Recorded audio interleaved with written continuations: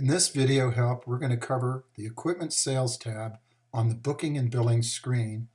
You can access this screen using the customer booking icon and then going to this tab. This is a sub-screen on the booking screen, and what you would do with this tab is you would do the equipment sales tracking. Now, the information that you see on this screen is for this particular client listed above, which is my sample record. If you want to move through the screen, you would hit Next and Previous, and the video that you're watching was clicked on by clicking on this icon. If you want to go to the appointment, when you've come from that appointment to this client, if you understand what I'm saying, if you were on the edit booking screen, you would have come over here, and you can return directly back to that record if you wanted to bounce back and forth by hitting this green button here. So if I'm looking at the Vaughn Clement information on the calendar in the edit appointment screen, this would take me right back. There are a series of icons here for the edit ad portal, equipment ad portal, the equipment assignment listing, and the equipment assignment report. And basically what an assignment means is that that particular piece of equipment is either being sold, moved, rented, or whatever, and that information is included. And basically what this screen does is it tracks the sale, but it also tracks the equipment that is being sold from the standpoint of what the equipment is and who is it going to.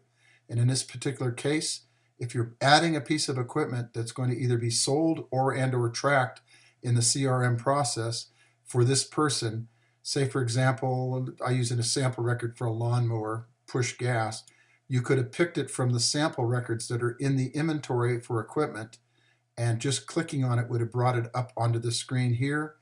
That would have also, the next thing you would have done, if you needed to have the serial number for the item that's being sold, if that's pertinent, you would go ahead and put in the serial number from the equipment screen. In a lot of cases, it may be sold as a composite item where there are many items sold into one equipment listing and then sold, and we'll talk about that later in the equipment screen. Now, the status here that you see is one of availability, deliver, in service, installed, on order, pending, a sale, RMA, or scheduled. These are things that can happen to a piece of equipment that is either being sold or sent out to be installed or serviced. So what you would want to do is you'd want to pick the correct thing that is also complemented by this record going back to the calendar and showing the latest status. So as anything changes on this particular item in the CRM process, you would change the status here for whatever it takes to show back up on the main calendar screen. You would also add the date of this particular transaction that is complemented by what the appointment says on the appointment edit screen. So you would have the same data show up in both places, and it'd be relative to the individual transaction that is going on. The next thing you're going to want to do is pick the client's name that is sold by, and this is actually created in the employee schedule, where the employee information schedule, where you add employees, and then they would be used in this drop down to show the salesperson that actually sold the item. There's an install date if it's going to be installed. So this is the equipment contact and transaction, but this is an actual install date that is important because it's a part of the sale, and it shows up on the calendar assignment, on the appointment, on this row within the assignment record. Also, if it's going to be received by a person at the location, the information up on the top of here would be matched so that this would show up in the record showing who the contact person is that would be for that appointment record. The last thing is a status for the sale itself. Either it's a demo, if it's a demo that is done, if it needs a callback, or it's a pending sale, quote, a repeat demo, or the sale is being canceled for whatever reason, or a sale is made, or this is a sales lead. So these are all sale information based on the actual item that's in this row. If you add a new record in here, you simply click on the next record and then add the next piece of equipment that is part of the actual status that you're tracking in the CRM process. This is very important information for tracking this history for this particular person.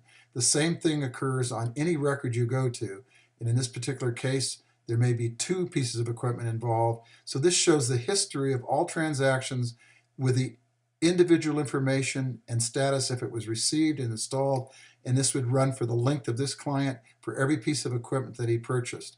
Or it could be, like I said again, a composite piece of equipment where it is a kitted item that is summarized by one part number and the information for that particular piece of equipment.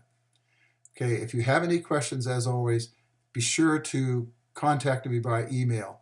I want to point out the last thing on this particular tab is the calendar, where you can jump into the calendar, and if this particular client and the information is required to have a meeting within the company, or something is occurring in the company where you want to make people aware of it, where there's a service requirement or whatever, this is actually Google Calendar within the application where you can do in-company local calendars for individuals that need to know things that are not a part of the sales team or somebody who's delivering or servicing outside on the main calendar. So you have a separate calendar in the back end of the application for tracking appointments or information that's required for the staff within your company. So these are within your company, the calendar.